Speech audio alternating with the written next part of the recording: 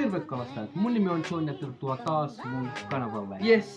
Welcome back! Jos te katsoitte mun viimeisimmän videon, te näitte, että mä teen musavideon. Jos te ette ole kattonut vielä, niin käykää tsekkaa se on bangeri. Ei vaan, te saatte itse kertoa omat mielipiteet. Ja joo, me palataan takas tavalliseen kontenttiin. Mutta joskus tulevaisuudessa saattaa tulla lisää musiikkia.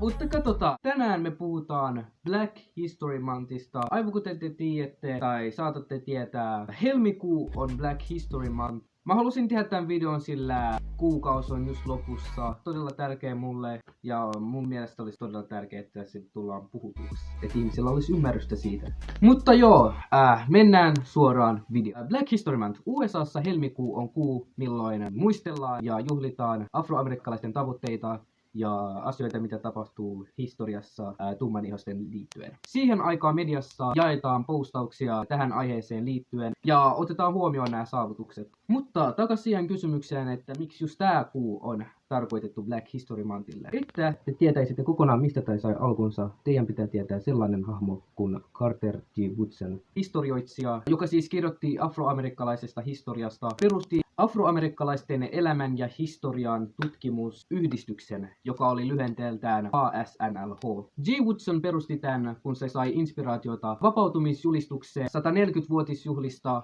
joka oli kansallinen kampanja, jolloin muisteltiin sitä, kun Abraham Lincoln allekirjoitti vapautumiskirjoituksen. Alkuvuosina ASNLH:n tavoitteena oli saada yliopistotkin opettamaan afroamerikkalaisesta historiasta ja että yliopistoissakin opetettaisiin siitä. Vuonna 1922 ASNLH perusti Mustan historian viikon. Toinen viikko helmikuuta valittiin Afroamerikan historian viikoksi, sillä se viikko sisälsi Abraham Lincolnin eli Yhdysvallan entisen presidentin syntymäpäivät ja toisen henkilön Frederick Douglassin syntymäpäivän. Frederick Douglass oli abolitionisti, joka tarkoitti sitä, että se oli orjakaupan lakkauttamiliikkeessä, joka perustettiin vuonna 1970-luvulla. Vuosien aikana se sai enemmän kuuluisuutta ja monet ihmiset meni sen perään. ASNLH 1976-luvulla kannatti mustan historian kuukauden laillistumista. Niiden pyynnöt hyväksyttiin, kun entinen presidentti George Ford teki siitä laillisen. Hän totesi, että kansalaisten pitäisi ottaa tämä juhla huomioon. Ja siitä lähtien Black History Month on ollut olemassa. Me tiedetään amerikkalaista historiaa, mutta ilman sitä, että tämä olisi tapahtunut edes Amerikassa, niin koko maailmassa niin olisi varmaan vieläkin samanlaista. Ilman näitä henkilöitä, niin me ei oltaisi missä me ollaan nyt. Sitten se, että on vieläkin ihmisiä, jotka luulee tietävänsä kaiken, sitä mieltä, että rasismi pitäisi olla vieläkin laillista tai silleen. Mutta siis nykyinen rasismi koostuu siitä, että ihmiset käyttää N-sanaa ilman, että ne ymmärtää, mitä se tarkoittaa tai ei tiedä sen historiaa tai taustaa. Ja mä halusin puhua siitä, sillä tämä asia on harvasti otettu huomioon. Mä aion kertoa perusteluita, mitä jotkut ihmiset käyttää siihen, että miksi ne sais käyttää N-sanaa esimerkiksi. Ensimmäinen perustelu on N-sanan vertaaminen toiseen kirjosanaan. Se tarkoittaa espanjaksi musta, ja jotkut ihmiset käyttää sitä perusteena, miksi ne sais käyttää. Ja ensinnäkin todella moni asia on eri kieleksi jotain muuta.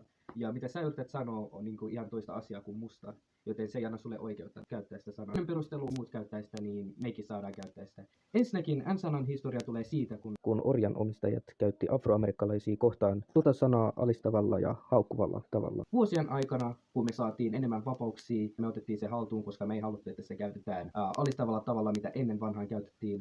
Ja siksi sä kuulet esimerkiksi räpeissä, miten tummanihoiset käyttää sitä sanaa. Tää on mun lemppari. Mun kaveri antoi mun käyttää sitä, joten mä saan käyttää sitä. Ensinnäkin, mä en oo sun kaveri.